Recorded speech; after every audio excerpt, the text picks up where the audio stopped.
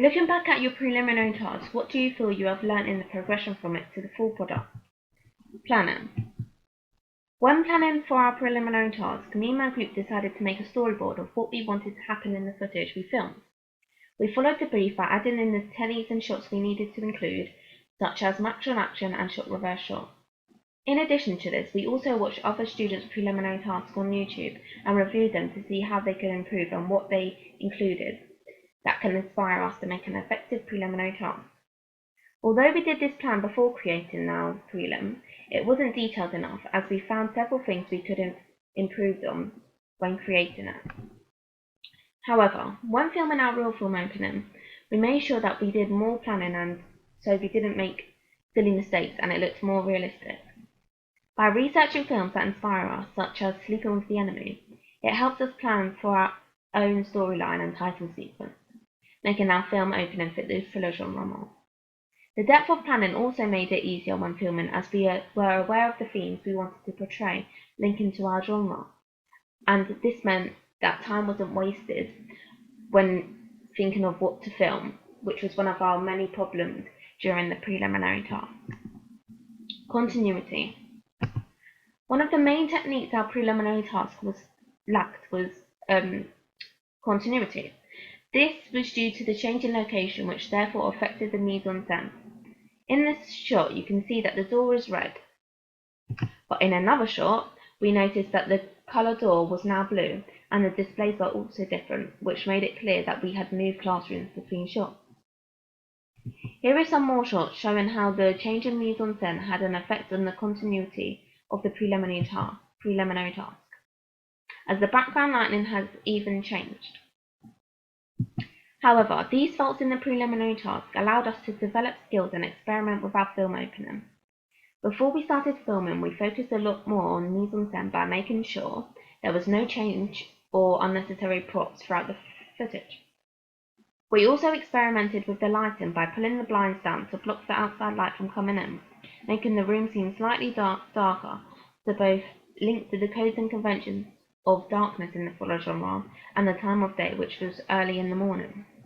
Continuity also linked with the costume and makeup, as this had to be the same throughout shots, apart from the flashbacks. These two screenshots are from different times in the film opening. The first is from when I enter the bathroom, and the second is when I leave. Continuity is applied as my makeup and costume look the same as before, and there has been no change in mise-en-scène. Makeup and costumes. Makeup. Me and my group have developed majorly in makeup and costume from our preliminary task, as we have learnt the importance that it has in order to create a realistic film opening which has an effect on the audience. Although the storyline in our preliminary task didn't have a specific makeup or costume idea, it was based around two girls in a school, so it didn't really matter.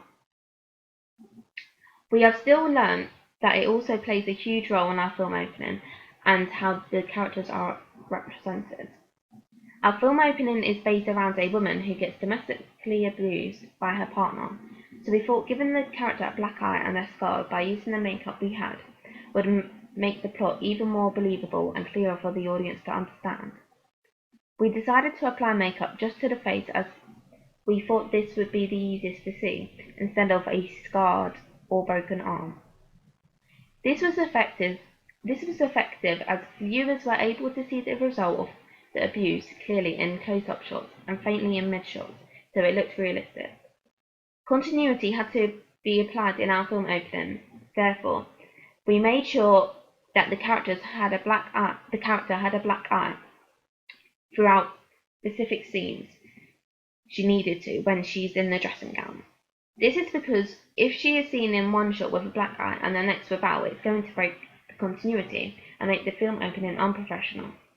However, in the flashback scenes, we decided that the woman didn't need a black eye, as these shots are supposed to be from the past and of what she remembers of being abused, so there wouldn't always be a bruise around her eye.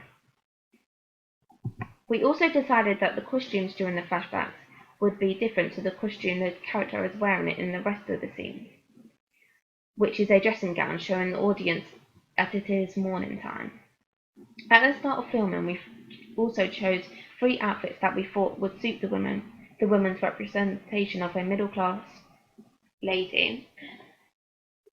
We decided to use 2 of the sophisticated outfits, which was a striped button dress and a shirt in the flashbacks, in order to represent the women's social class, making it clear that we have challenged the stereotypes of people within lower class getting abused.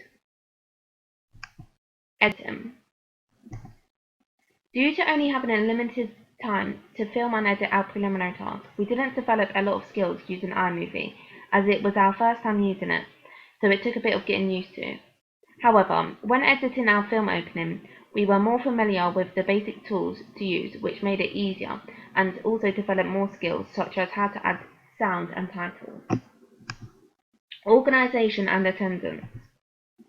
Another thing that we learned is important during the making of our film opening is organisation and attendance.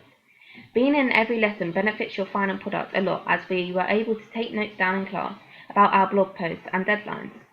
Keeping these notes in our folders also allowed us to look back over them if we were unsure and keep up with deadlines. It also helped with filming, as we only had a certain amount of time to film, so every time we did have a chance, we need there to be someone to use the camera and for me to be available so I can act as I am the female character in the film opening. One of the things that kept us organised when filming was a timetable of the times and lessons during school that we were available to film. We made it clear which these were by highlighting a box around them. We also made a diary of the dates and what we filmed on each day to refer back to. By doing these simple things, it had a large impact on our work and its outcome, as we feel since the preliminary task we have learnt a lot more and developed now skills.